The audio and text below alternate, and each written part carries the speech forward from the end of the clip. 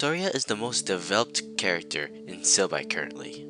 For a game that has you fight as many characters as this and meet them for only a little bit, she stands out from the rest. And her story is beautiful. It's a story about illusions, freedom, and actualization, where she learns how to break delusions and truly live. And it all starts here. When the player meets Soria near the end of chapter 1, we know nothing about her at this point, except for the fact that she likes to skip Livia's classes because she's too strong, but she comes back for the tests. After you meet with Livia and start talking, Soria tries to sneak past but gets caught and flung away. After passing Livia and going up to layer 3, we get an introduction to Soria. She's an extroverted girl that enjoys the freedom of life as she climbs the building and parkours across. Settling down in a restaurant, Soria breaks the awkwardness by telling us that she was part of a band called the Vibrant Stars. She left because she was forced to appeal to shut-ins and was badly paid. It was used to be a band of passionate friends turned corporate. From this start, we learn much about Soria and her values. Above all else, she values her freedom. Once something is unfavorable to her, she leaves. It doesn't matter. As long as she has her freedom, she is fine. The player and Soria talk, and Soria begins to open up a bit about her past. And sometime at this point, we learn about Soria's past. Soria is considered a prodigy, and being born human, she is pushed way harder by her teachers of the past. Coined as one of high potential and ability, her early life was already paved for her. In this aspect, Soria never felt like she was living, and thus became of a rebellious nature and started to fight. This fighting was of her way to fight back against the world. The world had failed her. It was her last glimmer of hope, something to do. Then, the collapse of the Vibrant Stars, something she made herself. She realized that she had no power to change the future. This may have made her nihilistic in terms of her future, and this makes sense. I'm sure we've all had our times in life where we're stuck, at school, at work, or any other responsibility, and our only escape had been destroyed. Who wouldn't feel down? And when we feel down, we start to care less and less.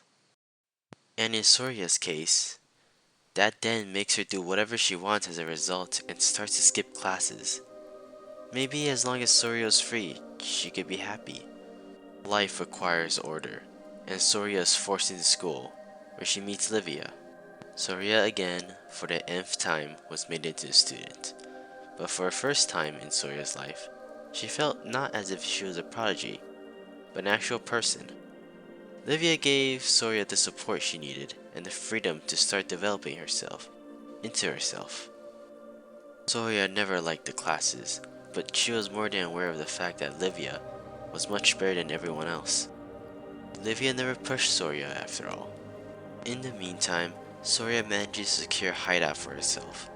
Although of poor condition, it's more than enough. Her lack of care in terms of her living conditions shows her state of living right now. Complete disregard. But Soria, in the end, had managed something I believe most people will want more of. Freedom of duty. Lack of responsibility. It's nice to go down and to have nothing happen, but such must be used carefully. For Soria, she is content. For as long as Soria can be herself and escape her fate, she is fine. But something is wrong. She feels empty. Now to the present. The player and Soria call in a car to ride to their next destination. They are suddenly ambushed and blown up, and subsequently they wake up in a dojo, wounded, rescued by teachers Gran and Charan. Soria is forced into the dojo, attempts to fight and escape constantly. Soria resents the dojo. Harsh training, no freedom. This was everything she ran away from. And now she's back. In the beginning, Soria didn't like the dojo much. It took some time, but she started to grow accustomed to the place. Upon being given a special living by Charan, she feels a lot better for actually helping her become stronger and not being treated like a weak human. A nice change in pace. But this isn't what Soria wanted. In the end, China is no different from any other teacher to Soria. Someone who teaches Soria because she has talent, not respecting her wish to do herself, to fail, to succeed, and everything in between.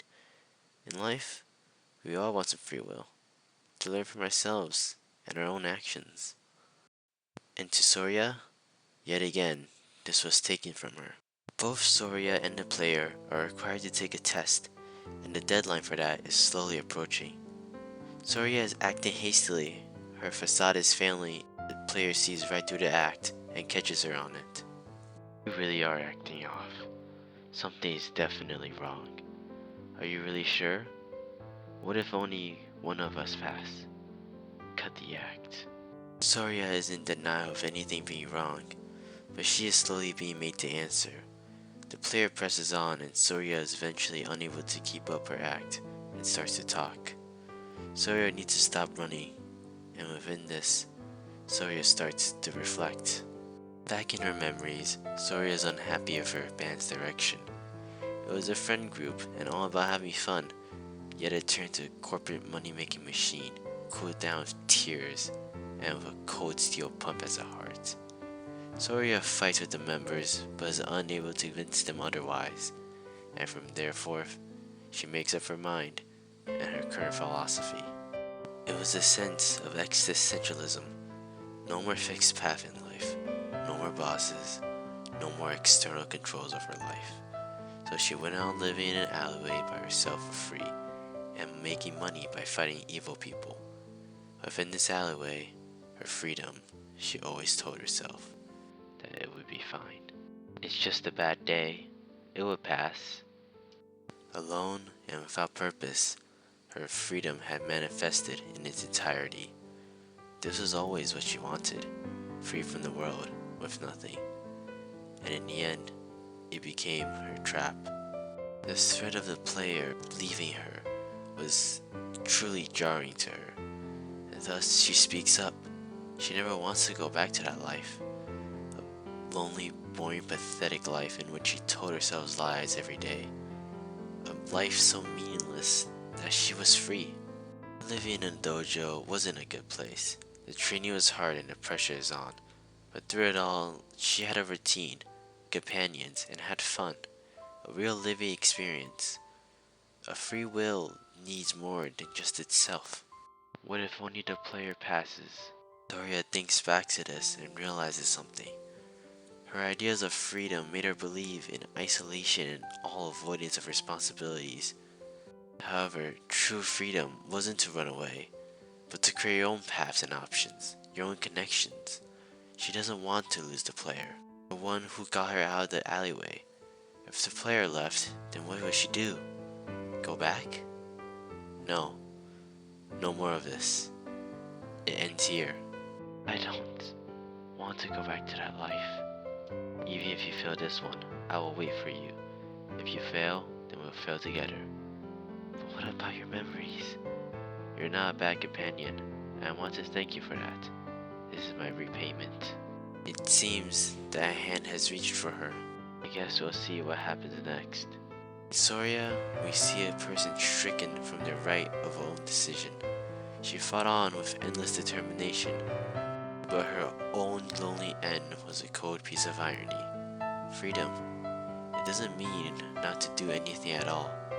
It means to have all the choices in this world. This adventure of the player marks the endless possibilities of the future.